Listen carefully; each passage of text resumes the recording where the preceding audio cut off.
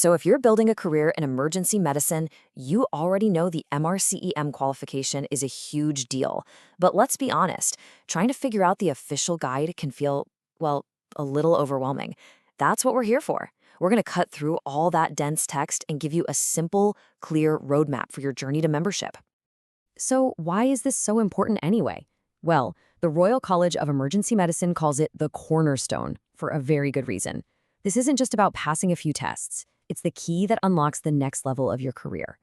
Getting your MRCEM is pretty much essential for higher specialty training in the UK, and it puts you on the direct path to the fellowship exams.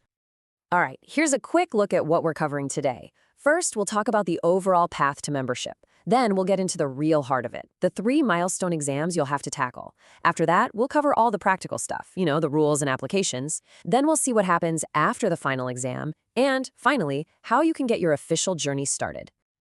Okay, let's kick things off with Section 1, your path to membership. Let's really get our heads around the standard you're aiming for here. Now, let's get to the core of it all, the 3 milestone exams. This is where we break down exactly what you'll be facing.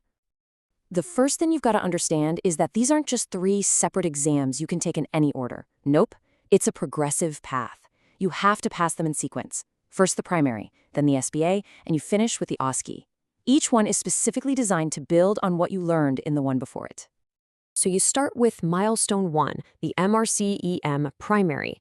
Think of this as your foundation. It's all about the basic sciences. It's a single 3-hour paper with 180 single best answer questions, and it maps right onto the RCEM Basic Sciences curriculum. To even sit this exam, all you need is a primary medical qualification that's recognized by the GMC. After you've cleared the primary, you move up to Milestone 2, the MRCEM SBA. This is where they really start to test your clinical knowledge. It's 2 separate papers, each one is 2 hours long and has 90 questions. And, as you'd expect, the requirements step up a notch too. You need that primary pass under your belt, plus at least 2 years of medical experience after you've qualified. And the final hurdle, Milestone 3, the OSCE, which stands for Objective Structured Clinical Exam. This is the big one, where you have to prove your hands-on clinical skills.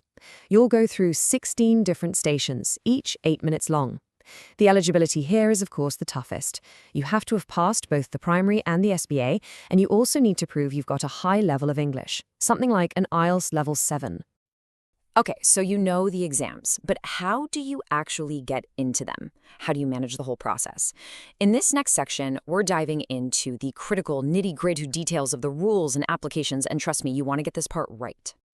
It's all done online. You'll submit everything through a portal on the RCM website. And here's a really key point. The responsibility is 100% on you to make sure your application is totally complete with all the right documents before that deadline hits. The booking process itself is basically a 3-step dance. First, you submit your application. Once that's approved, you'll get instructions on how to book your theory exams, that's the primary and the SBA, at a Pearson VUE Center. But, and this is a huge but, for the OSCE, be warned. Spaces are super limited, and it's almost always oversubscribed. Just because your application is approved does not mean you're guaranteed a spot. I want to be absolutely crystal clear on this because the college is incredibly strict about it. The deadlines are the deadlines, period. Your application has to be fully 100% submitted before 4 p.m. UK time on the closing date. They make 0 exceptions for late or incomplete submissions. Don't even try it. So, how many tries do you get? The magic number here is 6. You have a maximum of 6 attempts for each of the 3 exams. That gives you a little bit of breathing room, which is nice, but you obviously want to make every single one count. Oh, and here's a useful tip. If you book an exam but don't show up, it doesn't count as one of your 6 attempts. Now, it's not just about the number of attempts, there's a time limit too. It's called the 7-year currency rule. The second you pass the MRCEM primary, a 7-year clock starts ticking. You have to pass both the SBA and the OSCE within that 7-year window. Okay, exam day essentials. You need at least one form of government-issued ID. And please pay attention to this part.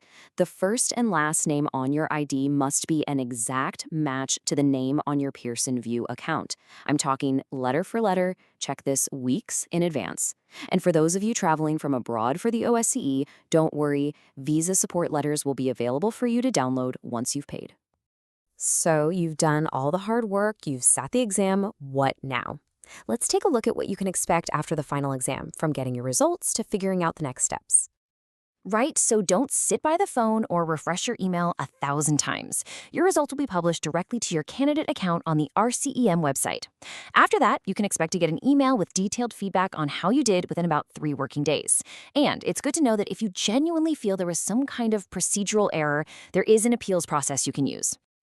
However, speaking of appeals, there is a very important non-negotiable rule you have to know. If you decide to sit an exam when you know you're unwell, you automatically make yourself ineligible for an appeal based on your illness affecting your performance. That's a really key detail to remember. And that brings us to our final section, where we'll pull it all together and get you ready to officially start this journey. So there you have it, the 3 exam structure, the key application rules, and all the regulations you need to have on your radar. We've laid out the entire roadmap, but for the full official details, the exam dates, and of course, to start your application, your next and most important stop is the official RCEM website. Look, this qualification is a really significant and rewarding step in your career. We've walked through the whole roadmap from start to finish. So now, the only real question left is, are you ready to begin your journey to membership?